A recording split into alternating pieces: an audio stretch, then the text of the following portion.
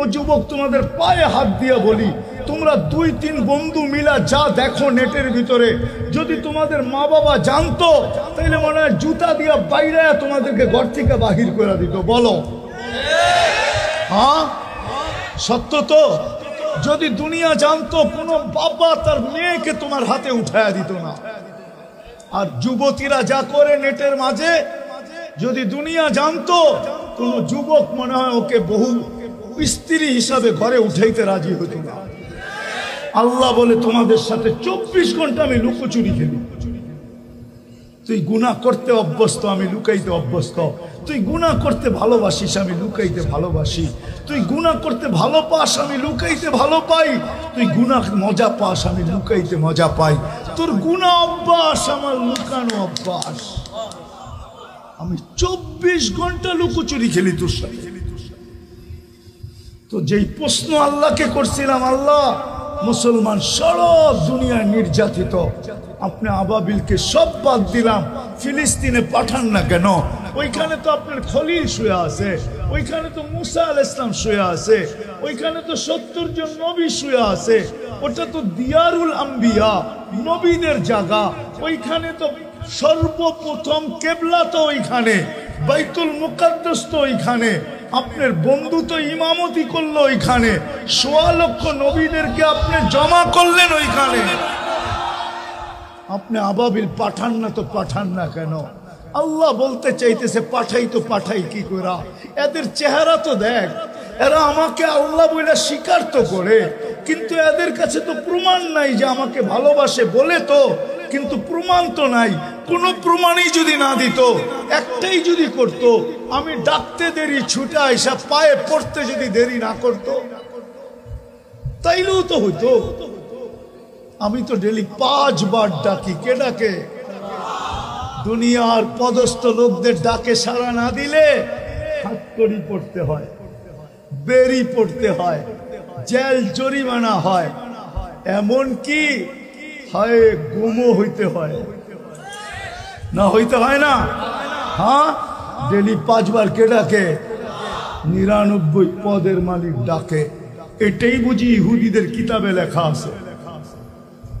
শেষ কথা আমার, 2090-99 দশকে আমি দুবাইতে সময় লাগাইতেছিলাম। ফিলিস্তিনের এক বড় আলেম এখনো জীবিত আছে, আমার বড় ঘনিষ্ঠ। প্রথম পরিচয় তার সাথে, আমরা সেম বয়সেরই ছিলাম। এখন তারও পাইকা গেছে, আমারও পাইকা গেছে। সে আমাকে বলতেছিল, শোনো তোমাকে একটা তথ্য দিব। আমি বললাম বলো। সে বলতেছে, আমার বাড়ি হলো তেল আবিবের থেকে 17 কিলোমিটার দূর। যেইখানে দাজ্জালকে কতল করা হবে, ওটাকে আমাদের কোরআনের ভাষায় বলে, হাদিসের ভাষায় বলে বাবে লুদ। ওইখানে জব করবে ঈসা আলাইহিস সালাম দাজ্জালকে, ওইখানে আর বাড়ি। বলে আমার প্রতিবেশী ইহুদি আলেম আমাকে জিজ্ঞাসা করতেছিল, তোমাদের ফজরে আর জুমায় মুসল্লি কিরকম হয়? তা আমি বলতে জবাব বললাম ওকে যে ফজর আর জুমার সাথে তোমার সম্পর্ক কি? তুমি তো ইহুদি। পরক্ষণে ভাবলাম ওর সাথে তর্কে জড়ানো ঠিক হবে না। ও বলল যে আমার একটা তথ্য জানার দরকার, এই জন্য তোমাকে প্রশ্ন করলাম। আলেম বলল যে, আমি ওকে জবাব দিলাম যে শোনো, জুমার তুলনায় আমাদের ফজরে কোনো মুসল্লি হয় না। হয় নাকি? হয় মুসল্লি? হ্যাঁ, শিবপুরেও তো আছে, ফজরে শুধু ইমাম আর মুয়াজ্জিম হয়, আর কেউ হয় না।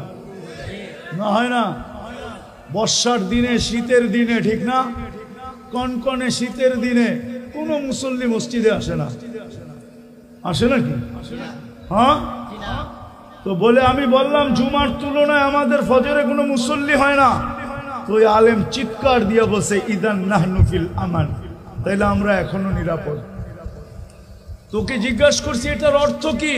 বলে আমাদের কিতাবে লেখা আছে, যেই দিন ফজরের জামাত আর তোমাদের জুমার জামাত সমান হবে, ওই দিন থেকে তোমাদের বিজয়ের পালা শুরু হবে। এর আগ পর্যন্ত তোমরা শুধু মায়ের খাইতে থাকবে। এই জন্যই আমি বলছিলাম যে ভালো তো বাসি বলি, কোনো প্রমাণ তো নাই। যদি একটা প্রমাণ দিতে পারতাম তাইলেই মনে হয় মুসলমানকে কোনোদিন পরাজয় বরণ করতে হতো না, কোনোদিন বিজাতিদের হাতে নির্যাতিত হইতে হতো না, কোনোদিন হতো না। যদি নামাজের জন্য সাড়া দিত, আজান হইতে দেরি, ছুটে আসতে দেরি করত। এই চেহারাটা আল্লাহকে কি করে কালকে দেখাবো বলেন? বিদায় চলেন আজকে এই মাহফিল থেকে, ইসলামী মহাসম্মেলন থেকে, যারাই আমরা এখানে আসি আর যারাই আমার কথা শুনতেছেন, আসেন মনের থেকে তওবা থেকে। আমি হাদিস দিয়া প্রমাণ দিব, ইল্লাম ইয়াতুবু। আমি হাদিস লম্বা, আমি শর্ট দিতেছি, শর্ট হাদিসের শব্দ দিতেছি, হাদিসে কুদসি, হাদিসের শব্দ দিতেছি। ইল্লাম ইয়াতুবু ফাআনা তাবিবুহুম। আল্লাহ বলে তোমরা যদি ইউটার্ন না নিলে, কোরআনও বলে লিউযিকাহুম বাদাল্লাযী আমিলু লাআল্লাহুম ইয়ারজিউন। এখন সময় চলে আসছে, আমরা যদি ইউটার্ন না নিলাম, আল্লাহর কদমে যদি না পড়লাম, কুদরতি পায়ে যদি না আসলাম, তাহলে আল্লাহর ওয়াদা, অঙ্গীকার, ইল্লাম ইয়াতুবু ফাআনা তাবিবুহুম, তাহলে আমি তোমাদেরকে অপারেশন চালাইতেই থাকবো, চালাইতেই থাকবো, চালাইতেই থাকবো। কেননা আল্লাহর রসুল দুটা কথা বলে গেছেন। রসুল সাল্লাল্লাহু আলাইহি ওয়াসাল্লাম দুটা কথা বলছেন যে আমার উম্মতকে আল্লাহ শাস্তি দুনিয়াতেই দিবে। কয় জায়গায় দিবে? কয় জায়গায়? দুই জায়গায় দিবে, দুই জায়গায়, একটা দুনিয়া আর একটা কবরে। দুনিয়ায় দিবে, বলছে দুনিয়ায় কি দিয়া দিবে? বলে অহেতুক হত্যা হবে, অনর্থক হত্যা। আজকে যেইরা ফিলিস্তিনে প্রতিদিন ওরা 6 ওয়াক্ত নামাজ পড়ে, 6 ওয়াক্ত, 5 ওয়াক্ত তো পড়ে, আর 1 ওয়াক্ত জানাজার নামাজ পড়ে। 6 ওয়াক্ত নামাজ ওরা পড়ে, ডেলি জানাজার নামাজ পড়ে।